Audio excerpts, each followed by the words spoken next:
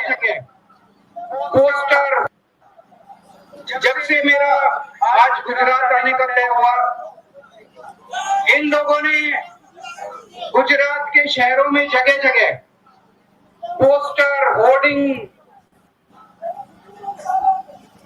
मेरे खिलाफ लगाए, वो तो ठीक है। ये लोग मुझसे नफरत करते हैं, मुझे जो मर्जी कर ले, मुझे कोई दिक्कत नहीं है। उन सारे होर्डिंग पोस्टर के ऊपर इन्होंने भगवान के खिलाफ बड़े अपशब्द इस्तेमाल किए हैं। भगवान का अपमान किया इन लोगों ने। जिन लोगों ने भी ये पोस्टर लगाए हैं, वो अब मेरी मुझसे नफरत करते हैं। नफरत में इतने अंधे हो गए हैं कि इन्होंने भगवान को भी नहीं बख्शा। भगवान के खिलाफ इन्होंने इतने अपशब्द और अपना अपमान किया उस पोस्टरों के अंदर। मैं पूछना चाहता हूँ, क्या गुजरात के लोग इसको बर्दाश्त करेंगे? अरे तुम कंस की औलाद हो,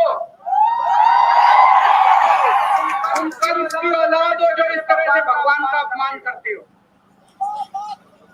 मैं एक धार्मिक आदमी हूँ, हनुमान जी का कट्टर भक्त हूँ। हनुमान जी की असीम कृपा है मेरे ऊपर। ये लोग, ये जितनी असुरी शक्तियां हैं, राक्षसी शक्तियां हैं, वो सारी इकट्ठी हो गई है मेरे खिलाफ। ये सब लोग कंस की औलाद हैं, भगवान का अपमान करते हैं, भक्तों का अपमान करते हैं, गुंडागर्दी करते हैं, लफंगाई करते हैं, मारपीट करते हैं। मैं इनको बताना चाहता हूँ, मेरा जन्म जन्माष्टमी के दिन हुआ था। जिस दिन मेरा जन्म हुआ था उस दिन जन्माष्टमी थी, श्री कृष्ण जन्माष्टमी। और मुझे भगवान ने एक स्पेशल काम दे के भेजा है, ये इन कंस की औलादों का नाश करने के लिए, इनका सफाया करने के लिए।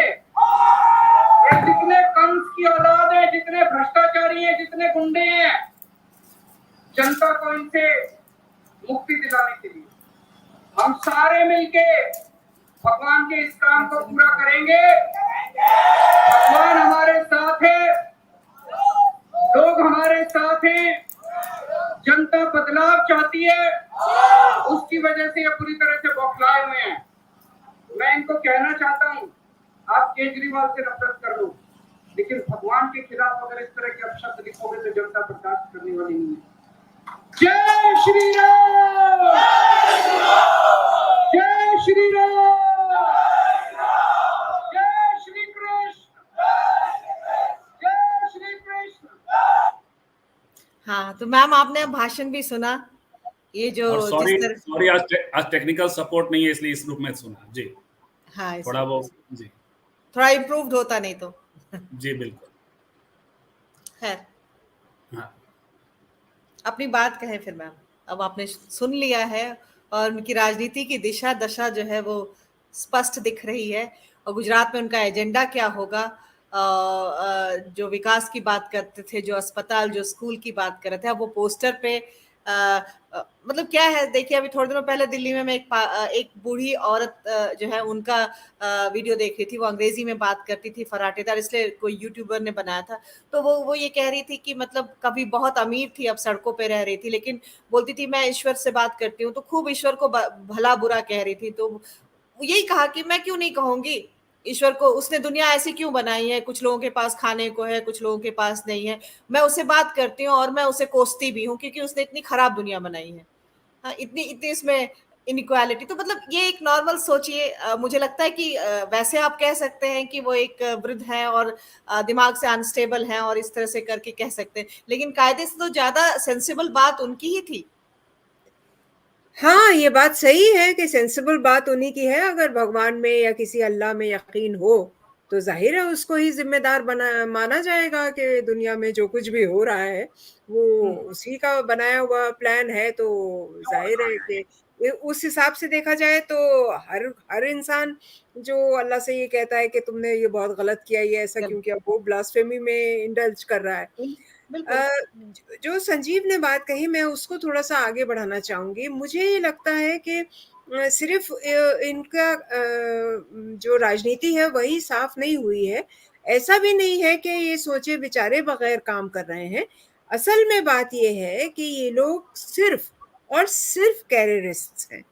इन लोगों के पीछे ये सोचा जाए कि कोई फ़लसफ़ा होगा राजनीति का, या कोई सोच होगी, कोई विचारधारा होगी, ये मेरे ख़्याल से हम ही लोगों की भूल है कि ये सोचें कि इन लोगों के पास कुछ ये हो सकता है, और ये लोग उसी चीज़ को इस्तेमाल करेंगे जो इनको कुछ कदम इनके करियर में आगे ले जा सके। इस वक़्त उनको गुजरात में ये नज़र आ रहा है कि अस्पताल या स्कूल या यातायात अच्छा हो, बेहतर हो, उसकी बात करने के मुकाबले ये बेहतर होगा कि धर्म की बात की जाए। जहाँ तक रही धर्म की बात, दूसरे मुल्कों में करने पे जो सज़ा दी जाती है, चाहे वो गिरफ्तारियाँ हो, चाहे वो कानूनी तौर पर उन पे मुकदमा चले और उसके बाद फिर सज़ाए मौत हो या लिंचिंग हो, जो कि ज़्यादा आम है, तो सारी दुनिया जो है वो तो उसके खिलाफ खड़ी हुई है। और ऐसे वक़्त में भारत जैसे एक देश का उस तरफ मुड़ जाना, और एक नेता का जो एक तरह से कह रहा है, इस भाषण में भी कह रहे हैं कि भई हम तो विकल्प हैं, जो मौजूदा यहाँ पे जिनकी सरकार है उनका उनसे जनता बदलाव चाहती है, तो हम उनकी जगह ही लेना चाहते हैं। वो अगर इस तरह की बात कर रहे हैं तो यकीनन वो सोच समझ के कर रहे हैं, और उनका इरादा जो है वो बिल्कुल यही है कि इस चीज़ को, इन भावनाओं को कैसे बढ़ावा दिया जाए, कैसे इस पर एक बाकायदा कानून बने, कैसे वो कानून जो है क्या सिर्फ़ गुजरात में बनेगा? यकीनन नहीं, ज़ाहिर है उसको फिर पूरे देश में फैलाया भी जाएगा और फिर पार्लियामेंट में उसको पेश किया जाएगा, और ख़्वाब तो ये यही देख रहे हैं कि ये देश के अगले प्रधानमंत्री बनेंगे। तो अगर ऐसा है, तो मेरे ख़्याल से ये बहुत ही ख़तरनाक बात है।